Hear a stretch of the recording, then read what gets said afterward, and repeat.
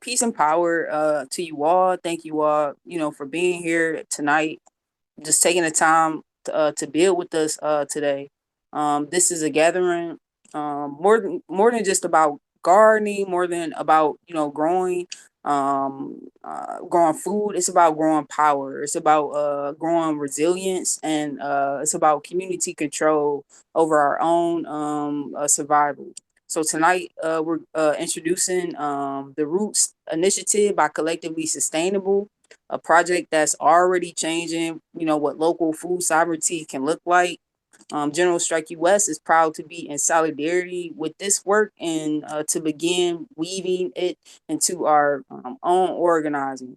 So our goal is to learn together, ask questions, and imagine how this can live in our communities, how we can turn every yard, church yard, school yard, community tenant apartment yard, empty lot into a space that feeds our people and funds our movement.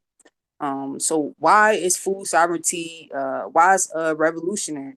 We talk about dual power a lot in General Strike U.S. Building systems that meet people's needs outside of capitalism, the current system we're operating out of. So food sovereignty is one of the clearest examples of that.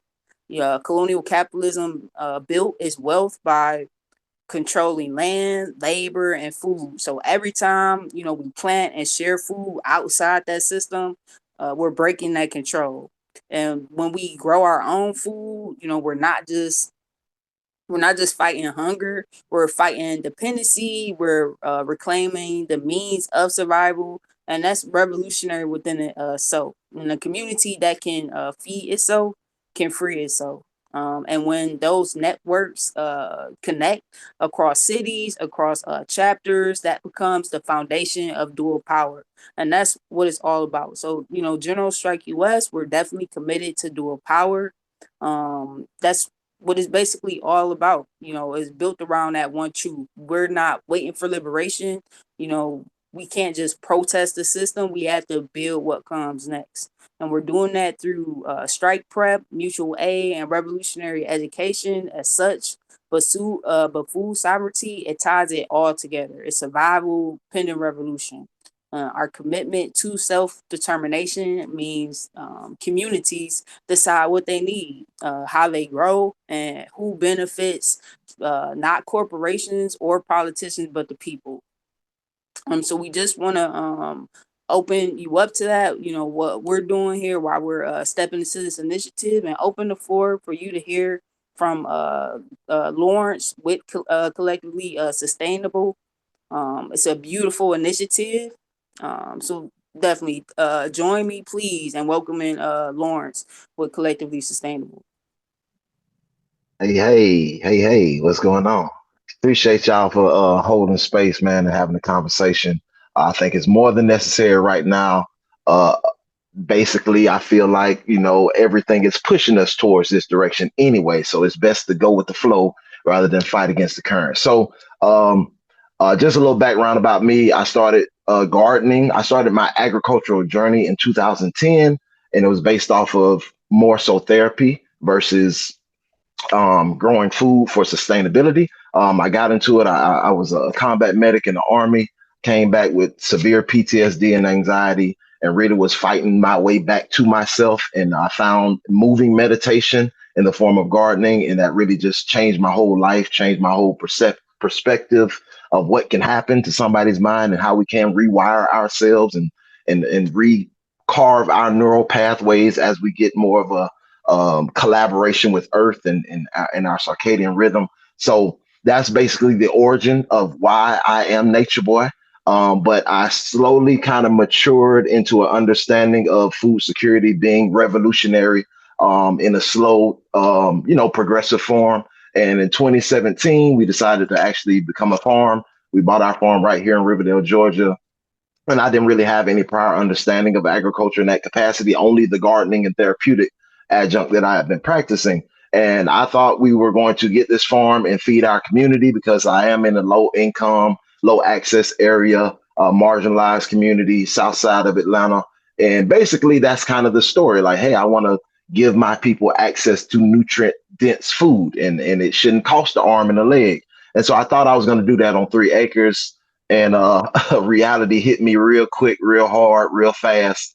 And I realized very quickly again that I could not do it. It just wasn't sustainable. I couldn't possibly feed even a tenth of the people that are in metro Atlanta on 3 acres. So we started to do the next best thing in our minds, my wife and I, which is basically the first best thing, which is to teach people how to do it for themselves versus having the supply. So we went on to become an educational farm since 2017. We've just been carving out the structure of literally teaching people how to be sufficient and living off the land or doing what they can with what they have where they are, not going out to the country and buying land, not having to go into debt or try to take out a loan to buy land. It's literally doing whatever you can, from foraging to baking bread to making deodorant, salves and tinctures, all the things that you can do with just the access to green space, not the ownership of green space. Basically, where we are now is just a continuance of a plan.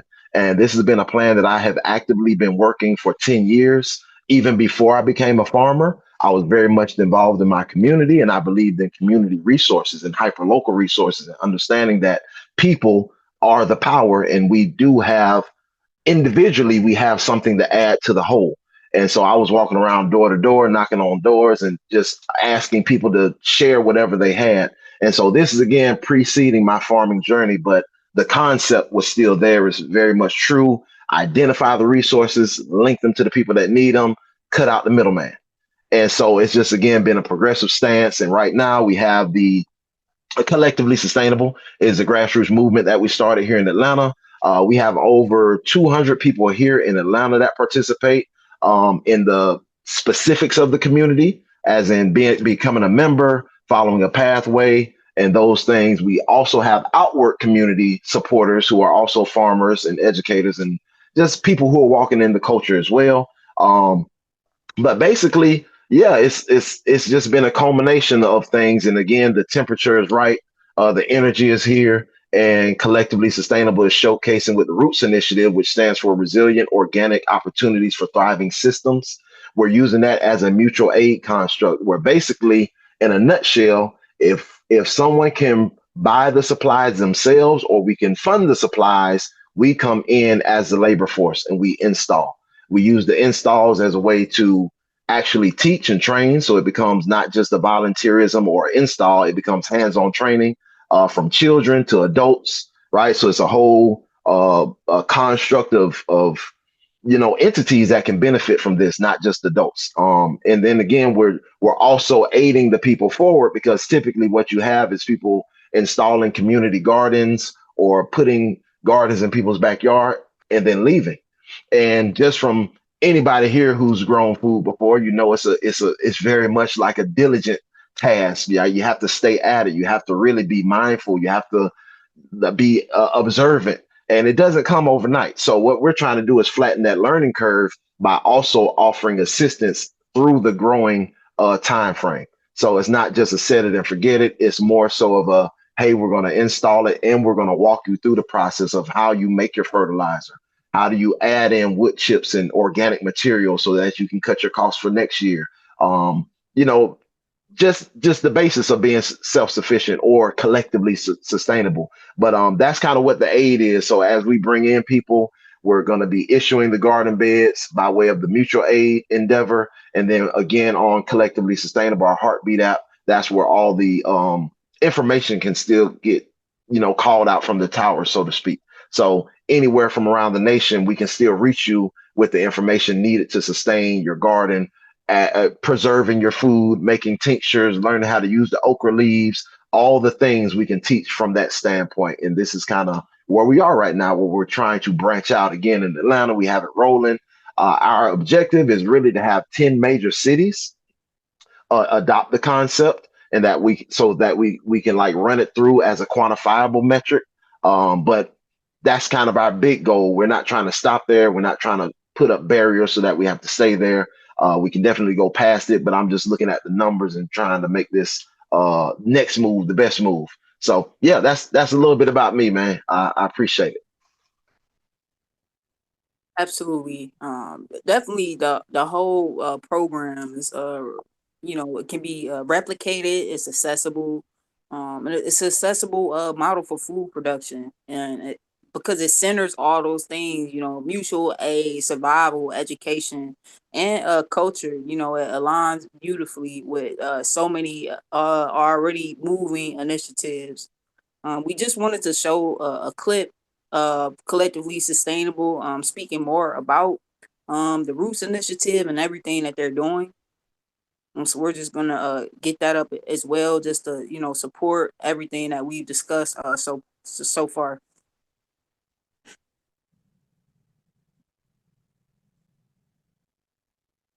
All right.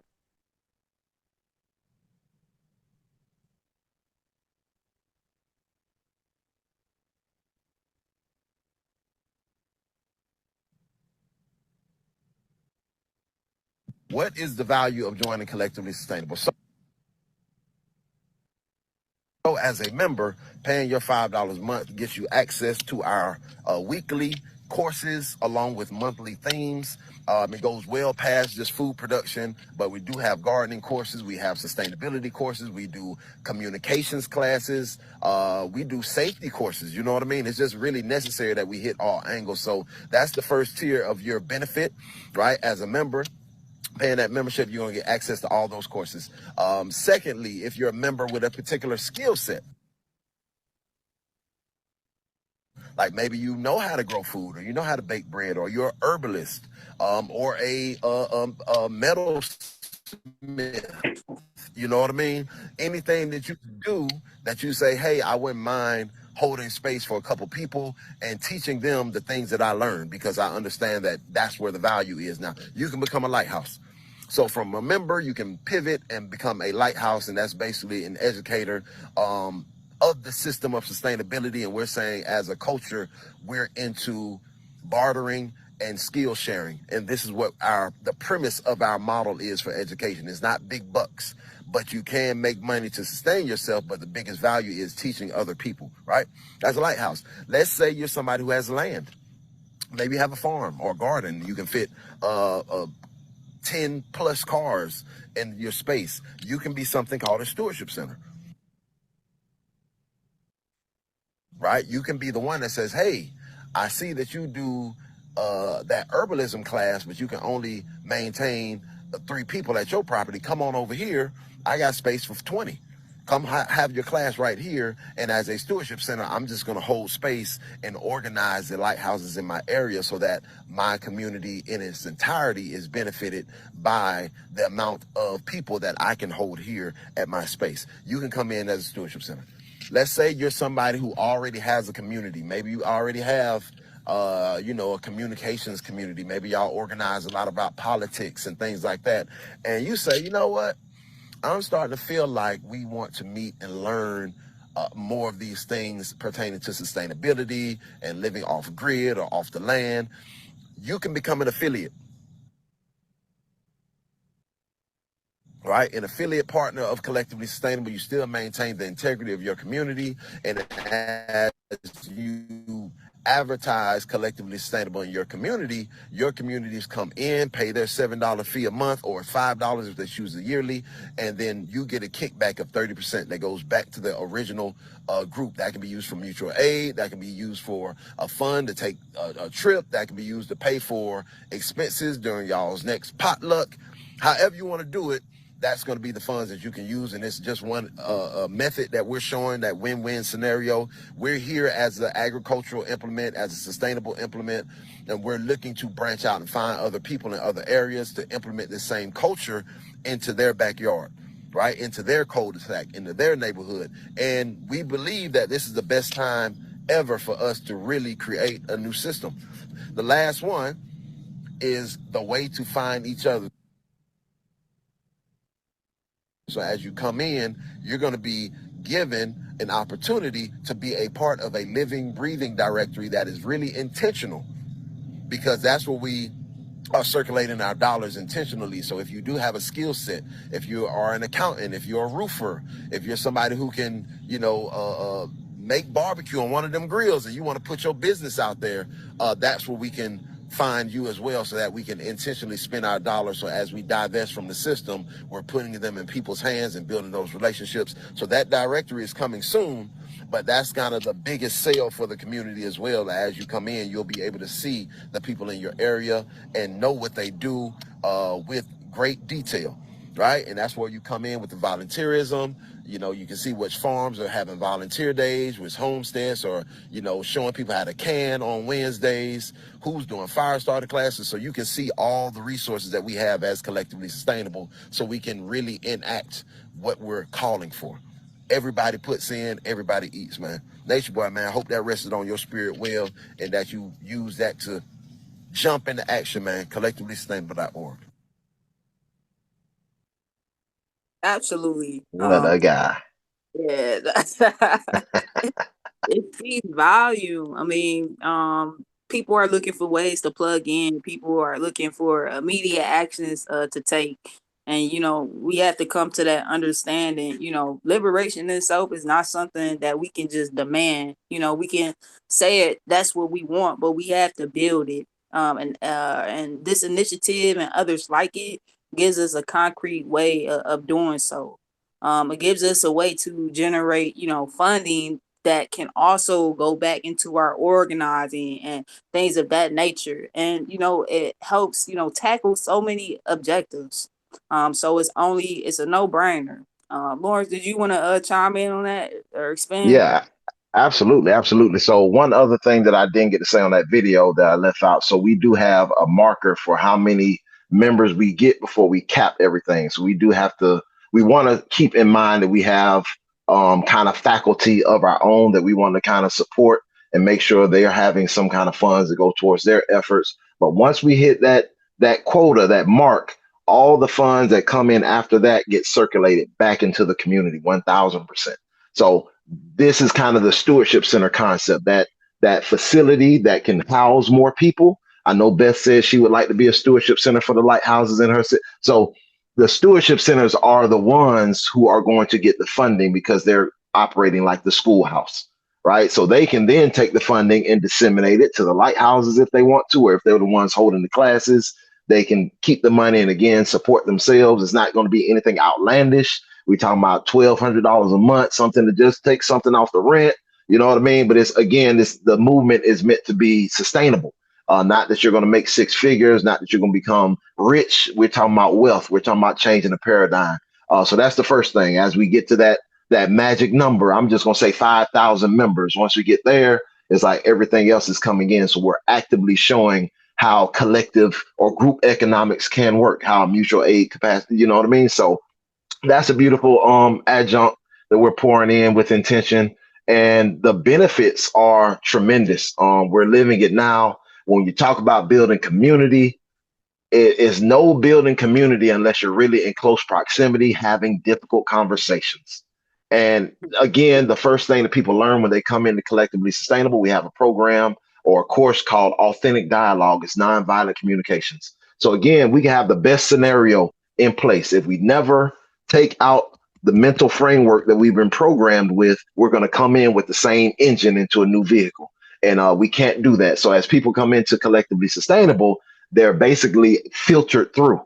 We're a filtration system. So we're teaching you about how to listen, empathetic listening, or how to listen to understand versus listen to coerce, how to really communicate effectively, how to have that nonviolent communication, not so where we can have different people from different backgrounds, because again, this is a new system. We're not talking about gender or race or social economic status. You know what I mean? So it's like we're bringing everybody together. We're building the one bridge that goes over all the division. We need to be prepared for that. We need to have the mental fortitude to kind of sit alongside or across from somebody else and have a conversation and just hear somebody else so we can understand what their vantage point is. So that's a big part of Collectively Sustainable, is authentic dialogue. And again, as we take these things online, we learn them. The whole focus is to meet outside. So that's where, and I don't want to confuse anybody, but we also created the app Farm Fresh 24/7. For those of you who don't know, it's free to download, free to post on. It's a decentralized farmers market that operates 24/7. So again, we're empowering people to start making deodorant, start making lip chap, soaps. You know what I mean? If you can't grow food, you can start baking bread. You can make cookies. You can make Cheez-Its, right? So when we do have a general strike, we have somewhere that we can go. So now everybody can go to Farm Fresh 24/7 and intentionally, again, support people in their community, put their dollars in their hand. And I say that with specificity because we remove the payment gateway. This is not something that promotes capitalism in any construct. We're saying you're going to be inconvenienced.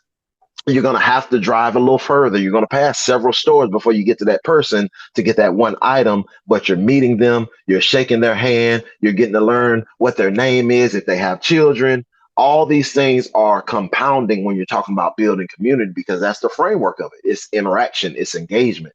And we're just living proof of the prototype, and it literally works when we start to meet up and we practice authentic dialogue in person, because again, social media has it twisted where you can kind of see people who act the same way in person as they do online, and it's trippy. But again, we're fighting against that system, and the authentic dialogue is key. And again, like, you're using it to build community, literal community. So your first line of defense, and it's not everybody in your neighborhood, but it might be five people out of your neighborhood that you really have a close bond with because y'all are all practicing the same cultural norms and values. And again, it's just unearthing that, and we're walking you through not only how to find people, but now how to engage them. And that's where the meat and potatoes is. It's really like, after we see the people and we meet up at the park, now what? And we're walking you through how to start the conversation, how to introduce dialogue, how to introduce actionable stances to go further. And again, work together so that you're elbow to elbow in tight space. That's what the 10 by 10 is. I'm sorry if I'm bouncing around on y'all, man. Please, if I'm bouncing around too fast, just raise your hand. But the 10 by 10, just dipping back in that's really specific. It's meant to be something that we do manually. It's meant to be something that we sweat out. It's not meant to be super easy, because again, we understand that with more energy expended, more conversations happen, more conflict arises. We're not ducking the conflict. We're saying, bring it on. We want to handle it as adults should handle it. And we're going to use those conflicts as stones that we build with. And that's literally what happens when we're in these 10 by 10s or any space around community. We're literally just talking through issues that we have, but more than likely, we're finding a place of solitude and solace to where we're in the space of like-minded, like-hearted, like-spirited people, and we're progressively moving forward. Absolutely. That's all fire. Definitely drop some bars. And we'll also get to the Q&A section as well. We're just about to wrap it up. We'll have like a good 30 minutes for the questions. Yeah. Everything you said, I just kept thinking, act locally, think globally. And all of this contributes to the collective efforts to, build the infrastructure for a sustainable system. We're feeding our people, we're building relationships, and also this is like the threshold of also land, reclaiming the land as well. More people are going to be inspired to do so. And that's Mhm. also another conversation within itself, but it opens those doors as well. The whole initiative, the whole Roots initiative, it aligns. If you look at our 10-point platform, at any of our material, you'll see food sovereignty, you'll see building these relationships, community. It touches every single point, from economic justice, to housing, like we talk about self-determination and so on and so forth. So it's definitely something that, we're going to be moving forward to support. We're going to open the floor. It's 8:30 right now. So we're gonna open the floor for any questions that you all may have. You can type in the chat. You can raise your hand. Those questions can be directed to us, General Strike U.S. or Collectively Sustainable. We're here to make this easy. We're here to make this you all be able to get into it and plug in as soon as possible.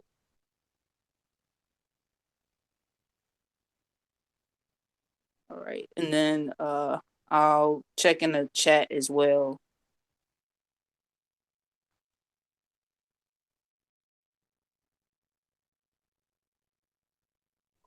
That says how many members of Roots are in our region. So right now, the Roots initiative, the prototype is running here in Atlanta. We have 200, about 200 members in Atlanta. So we basically are organizing it in quadrants. So we're breaking it down north, south, east, and west. I think the biggest um, barrier or the thing that slows us down is really finding people who are already acquainted with the soil and know how to work the land, especially with the Georgia clay. That might just be our problem here, but that's the biggest barrier. I'm typically one of the ones that's going to each site, and I'm trying to train at the same time, but we're planning to really turn on the jets here soon as I start to finish up the training for the cohorts. But yeah, we have about 200 here. We have 50 people in queue right now who are waiting to get 10 by 10s. And again, the whole holdup is the lack of infrastructure right now as far as educators. So hopefully that changes within the next couple months. This directory is going to help us tremendously. That's why we came up with it, so that there is no like bottlenecking, because everybody has to come through me right now, and I'm trying to build it so that it's scalable and it's modelable in other places. So yeah, the directory is going to come in full effect, and again, it'll be a way for people to come in immediately and say, hey, I want to be a part of the 10 by 10. I already have the money to get my soil. All I need to do is go in this directory and find a lighthouse in my area who's willing to come over and help me and this cohort that I built, and then that's how we do it. So the whole model of the 10 by 10 is functioning in cohorts of 5 to 8 people at a time. And this is again mutual aid. So we're saying through MOUs, we're saying we're going to come in as educators, as lighthouses. I'm going to come in and show you all how to do it twice. It's 5 of y'all. I'm going to show y'all how to do it twice. I'm going to be on site 2 times. And then after that, you all are supposed to come together and install the rest of the cohorts yourselves. If you need help, we're right here. Again, it's very much dealing with hyper locality. So it's not like I'm going to be far away. We're in the same city. I'm probably on the same side of town as you. So if you do hit a hurdle and you need some assistance, I can definitely be right there. But the whole framework is we help each other. So it's a pay it forward method. So as we install yours, you're supposed to pay it forward at least 2 more installations before you're kind of complete with your mutual aid component. Thank you, Before Lawrence. Oh, go ahead. before we get too far in the Q&A, I just wanted to share the actual link that folks can go to actually join this initiative. It was shared in the chat. I'm just going to say it for you all. It's www.collectivelysustainable.org/roots, R.O.O.T.S. But we'll also put it on the screen as well. Thank you, Dave. That's what I was going to say too. We have another comment in the chat. JK says the southern clay soil is not easy to grow with. I identify with that. I'm in red dirt country myself. Lawrence, what do you do with southern clay soil and red dirt? Yep, clay soil, we're very familiar. It's a method called the double dig. That's the actual training video that I have up for everybody, just because it's the worst of the worst soil. Actually, clay soil is very good. It's very nutritious for your plants. It's just they can't breathe in it, right? Because it's too compact. So the goal is to excavate. Basically, the double dig method excavates all the clay out, and then you replenish the soil with your own concoction. And I have the recipe online too. So when you do the course, you'll learn all about that methodology and then the actual soil mixture as well. That's great news, Lawrence. Thank you. Double dig method. Absolutely. Smart. Yeah. Yeah. I want to ask about the plants. What are we growing in our gardens? Can you give us a little bit of insight on that? Absolutely. We kept it really, really simple, really streamlined. I didn't do a lot of variation because this is supposed to be a training method, right? So I went with the more hardy plants, the things that are normal to the American diet. So tomatoes. So first and foremost, you're going to be parceled into uh, full sun or partial sun. So those are the two. We want to do a full shade or partial shade as well. And I'm thinking mushrooms, but I didn't want to overload or overwhelm people with trying to learn how to inoculate mushroom logs or oak logs. So right now we're doing partial shade in full sun, and basically there are 3 plants you're going to grow for each. Tomatoes, peppers, cabbages can be in full sun, and then you have more of your herbaceous or leafy greens in partial. So it's basically already a rubric in place. Again, we're only dealing with those specific crops because that's the way I can ensure that I can help you from Atlanta if you're on the West Coast. I still know this plant. I know the times that it can grow. I know what fertilizer it needs as far as a component of a 10-10-20 or what have you, and I can still help you from afar. So the whole component is we're going to keep it small, keep it simple, and then the whole framework again is you're working in cohorts of 5. So you might have 3 vegetables and somebody else might have 3, and the whole framework is supposed to be you growing enough to share. So we do have a couple of different iterations of it, but it's literally a couple, and then that's it. That's smart. To stay scalable, you do have to stay fairly standardized, right? Right. Lindsay's on Stack. She says Vexrel has a comment. Vexrel, do you want to come off mute and share your comment? Oh, yeah. So I'm a small farmer just starting out, and we're figuring a lot out on our own because as far as we can tell, no one in our area is doing quite the same thing that we are. We're and I was just wondering if there was like a mentorship program that I could reach out to and join. Not just to learn, but also to help teach other people who are just coming in, because we've been doing this for a couple years now. We figured some stuff out. But we're not in Georgia, so I didn't know if there was some sort of mentorship program already in place or if there was a plan to have that. Yeah, so what you're describing from what I'm hearing is more so a lighthouse, right? Somebody to teach the people. So this is very much a system that is being built. Like they say, flying the plane and building at the same time. That's where we are. So right now in Atlanta, I can be the mentor for a lot of people. We might have farmers who can hold that space, but wherever you are in your particular part of the nation, you're going to have to build the infrastructure. That's just the hard part. There's no way around it. There's no magic code we can put in to find people. We have to do the groundwork. And that is, again, why collectively sustainable in our framework is important, because we have to build relationships. That's it. We have to really find the people who are willing to look past the money, past the currency, past getting rich, and really understand that we're looking to change the paradigm right now. We really have to invest in this system of doing it out of love and necessity.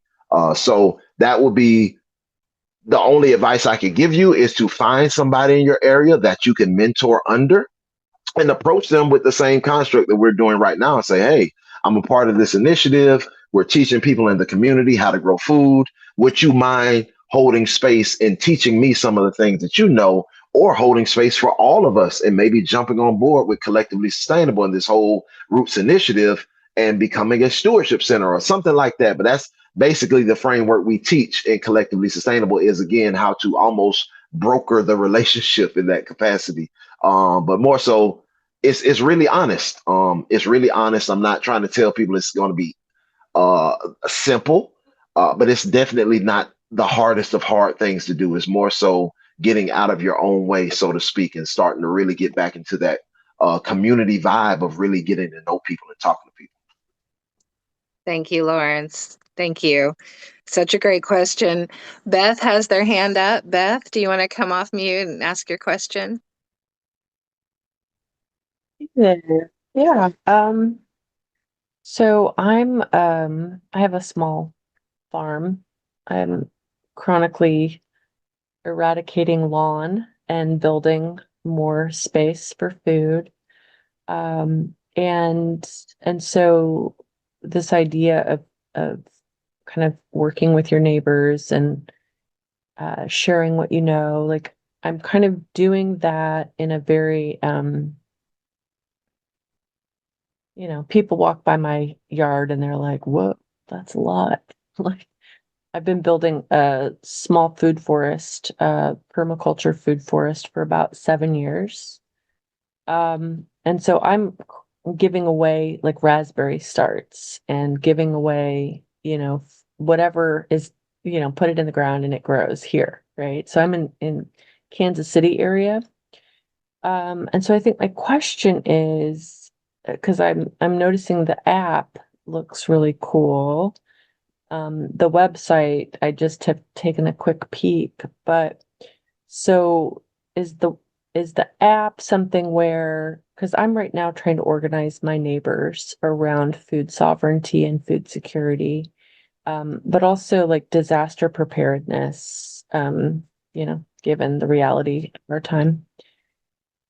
And so would you say that the app is more less program, more like coordination of uh, food share barter, and that the program of the R.O.O.T.S program is more like you're looking for, like those of us who might be in Kansas City, to use that system so that we can share with each other. Like I can show you how I did this thing, even though it might not be exactly relevant to you, it could inspire you. So I guess I'm just trying to see like how the app and the R.O.O.T.S program play. Okay. Yeah.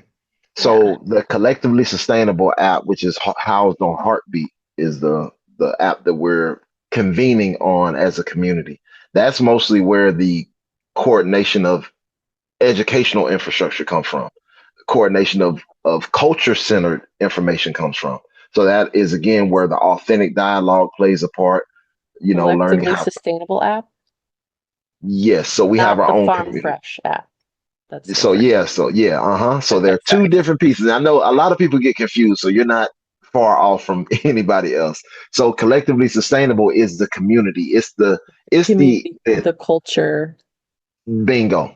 the It's the thing movement. that moves. So the app Farm Fresh 24/7 is simply our tool.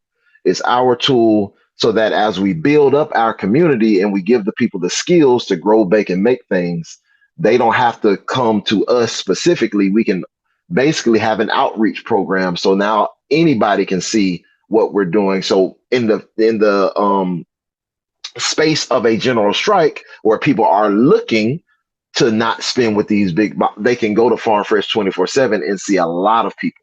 That's the whole framework. But collectively sustainable, our own app is where we kind of call it from the tower. This is like we have a communications class coming up November 12th, I believe. We're talking about CB radios. We walk it down with the specific radio that we're outfitted with. We do stop the bleed training. We do as much as we can online, but the whole framework is we're showing people how to do it at stewardship center. So everybody can come and see it. So even if you don't have anybody in your area, you're still benefited by this information. But the whole framework is we're teaching it to the stewardship centers and the lighthouses, or empowering them with the framework so that you can hold space again in real life. If it Yeah. doesn't happen in real life, you might as well write it off. We have to have more people than one join themselves so that we can really have a fortified system. And that only happens when we connect. Got it. Thank you for that. Great question. Thank you, Beth. That was great. That was a great question. Jake still has their hand up. Jake, do you have a question you'd like to ask Lawrence? Or Yeah. Day? Comment and a question. Comment for Lindsay. I just want to cuss you out for stealing my look and doing it better. I don't care for that. Lawrence, just so what is the smallest amount of land you can make use of? Like you could train people to grow food on. Could we do it in a backyard? Oh man, beautiful question, Jake. Hey, 10 by 10 for the win. 10 by So 10, really? these plots are based off of a 10 by 10. I did that with the purpose of replicating in small spaces. So a 10 by 10 roughly comes in with 60 square feet of gardening space. You can roughly have about 250 to 340 pounds of fresh produce from that 10 by 10 square. And yes, it fits in a small backyard like a town home or any small little nook that you can fit it in. So And then do we have already set up a means of coordinating with other people to do crop rotation between those 10 by 10s, or do we not even worry about that?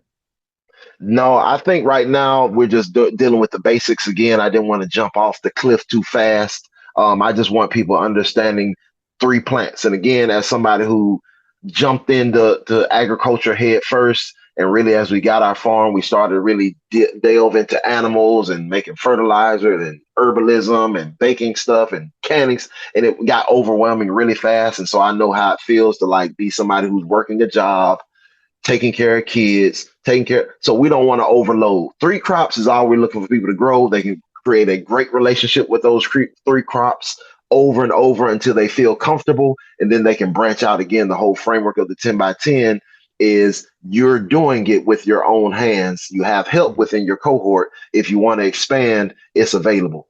You know what I mean? So then you can add in more plants as you see fit. Fair enough. Thank you, sir. Yes, sir. Such a great question and such a great answer, Lawrence. Thank you again. We've got another question in the chat right here. Are there resources through Collectively Sustainable for those who don't have any land resources? For instance, I live in an apartment with a like 6 square foot balcony. Yes, yes, yes. That is perfect. We didn't forget about y'all. So what's going on right now in Atlanta, which is very much just again, it's supposed to be replicated. Right now, we have a super influx of, if y'all don't know, the average age of a farmer right now is 82 years old. 82. That's the average age of our farmers that are feeding us right now. I'm going to put feeding us in big quotations though, so don't hold on to that too much. Right? So 82. A lot of these folks are the green space holders, right? They have the land, maybe it's been passed down, whatever. What we're having right now is an amazing shift of people who are wanting to partner and collaborate. So we just secured a 10-acre farm 7 minutes down the road from my house. He's 83 years old. I just posted it on TikTok. He's 83 and he needs help desperately. And the whole mutual aid initiative kicks right back up to where he's giving us a portion of the 10 acres to grow on. In exchange, we're helping him maintain the land. And so this is what's going to be happening as far as a prototype. We're going to just take that prototype and go forward. Again, it's no magic button that we're pressing. We're telling people, hey, we're the boots on the ground campaign as well. We have to go see the farmers. We have to scout them out. Hey, are you available to lend your space? Right? Maybe you can teach us too. Maybe you become a stewardship center. And that can just be one of those things. And I'm saying these things because they're important. People look at them. We have, this is the lighthouse patch. We got our stewardship center patch on my back. And it's very much a organized construct. So when people see it, they're like, oh my God, yes, I want to be a part of this. This is more than necessary. These are people who don't want to pass the land down to their lineage because they know that they're going to sell it. They don't respect it. They don't value it. So they're looking for stewards to pass their land over to as far as a lateral exchange. And again, that's a bigger part of our plan within a land trust. I'm not going to get into that, but that's what I believe is going to happen.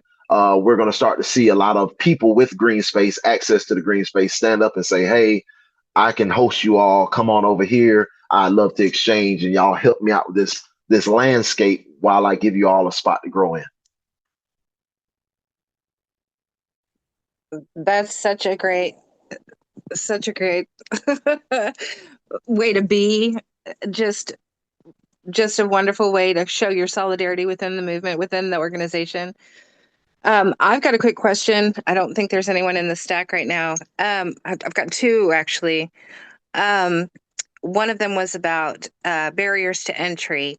If I am disabled, if I have no transportation and I have no way to grow food anywhere, is there a way for me to plug in where I could offer whatever resources I have? What if the only resource I have is money? What if the only resource I have is like I can only do stuff online? Like, how do I plug in that way? So basically, when you come into Collectively Sustainable and you come in as a member, that's just somebody who's paying their membership fee, the $7 a month or the 60 for the year. They might not necessarily take an actionable stance. Like we have 4 pathways to pick from. One is conscientious consumption. We're asking people to spend $20 a month with people. Excuse me, $20 a week with people using the Farm Fresh 24/7 app, Facebook Marketplace, shopping at a farmer's market, what have you. That's a way to enter in. So if you just have money, be impeccable with your spending, right? Second way is production, right? So if you are somebody who can, you have the bandwidth and the wherewithal to learn a skill, or you already have a skill as far as production concerns, making bread, making deodorant, making toothpaste, simple things, you're promoting them on Farm Fresh 24/7. And then the second part of that is if you have the space and the bandwidth to teach. So that's a two part. You can promote it on Farm Fresh 24/7, thereby giving people access to a more ethically sourced product. And then, secondly, if you have the space to teach, you can also become a lighthouse in that capacity. Third way is boots on the ground, and that's what the 10 by 10 is.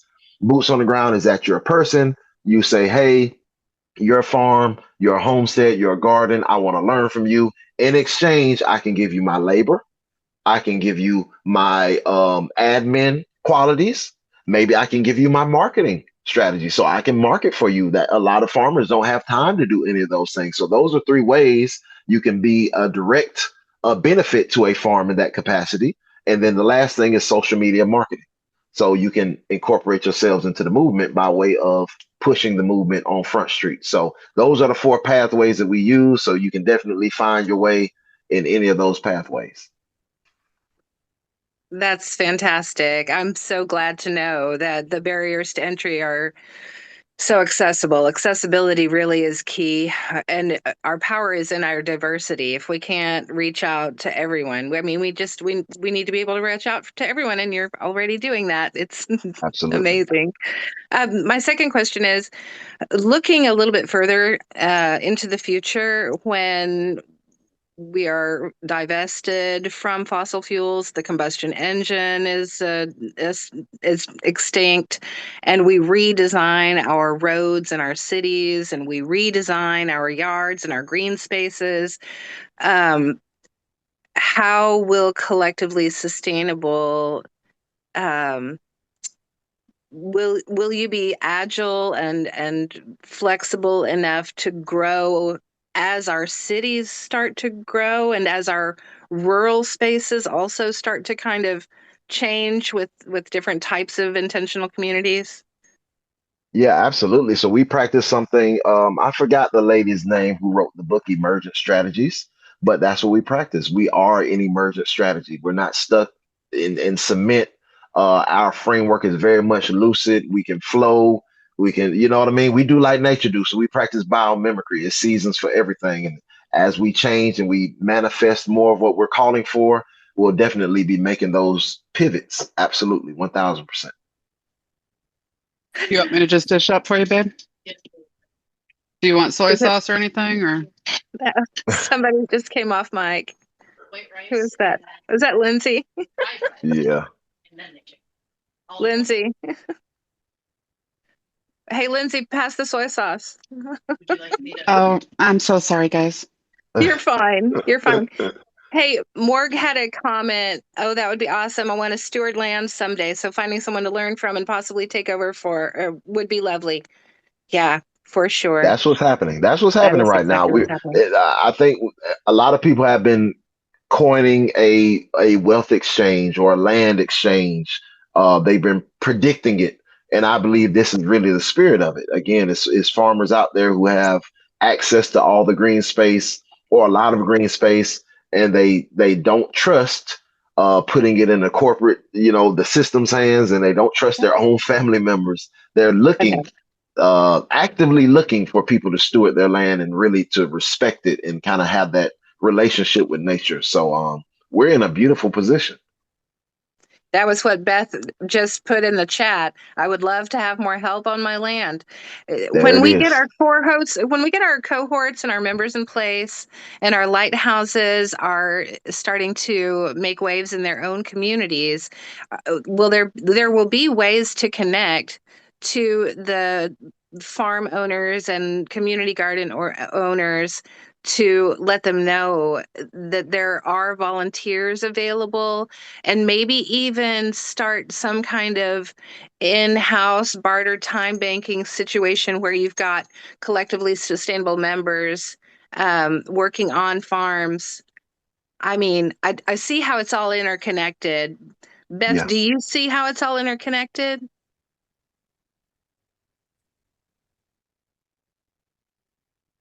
Um, yeah, I mean, I think that from my experience with time banking, I used to have a time bank here, connected to a small school that uh, my community and I developed during COVID.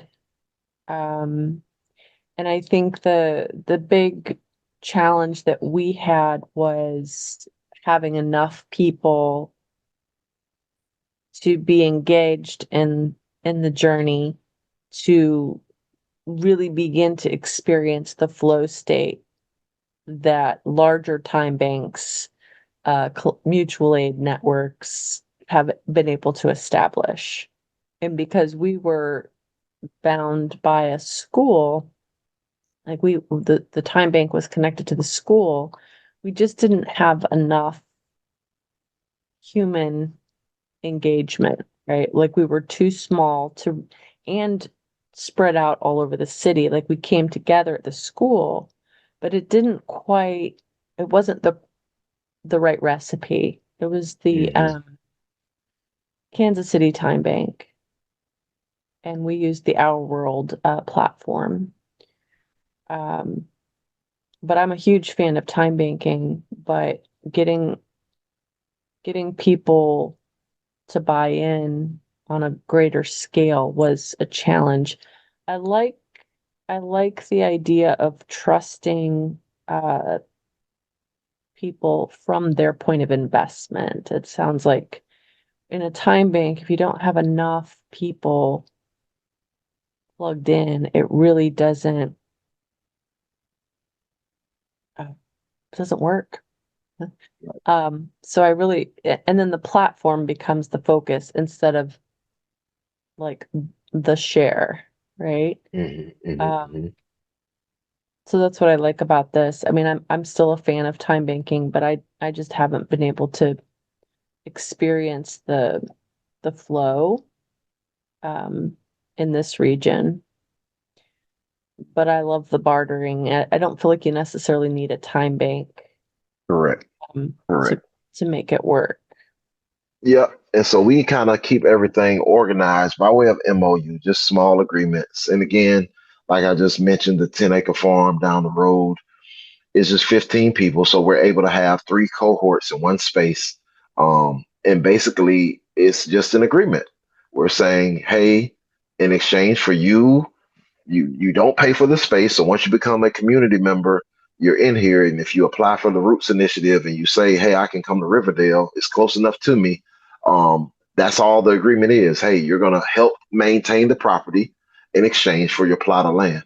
And of course, we have things in there that maybe hopefully we never have to get on, but it's like you do have like strikes. Like if you can't make it or you forego your responsibilities, then you don't have access to the land. And it's just really simple. Yeah. Yeah, I Yeah, had a I really quick like the question. use of nonviolent communication as being a core feature. Um, I think that's so important. Yeah, I mean, it sounds like you guys are doing, something really special. I'm really Thank you. grateful that I saw this and jumped on. Thank you. Thank you. Thank you, Beth. We're going to go back to the agenda. We're about to wrap it up, looks like. I just had a quick question, you all, before we get off the Q&A. I just wanted to recap with Lawrence on the membership fee for any chapters or members that's interested. Just to recap on what they'll be paying. Yes, so you can come in and pay $7 a month on a month to month, or you can pay 60 for the year, which is averages out to $5 a month. And again, if you are by way of y'all, if y'all don't, if this is not correct, but if you are a chapter, I believe you can become an affiliate, and that's when you can have your own affiliate link.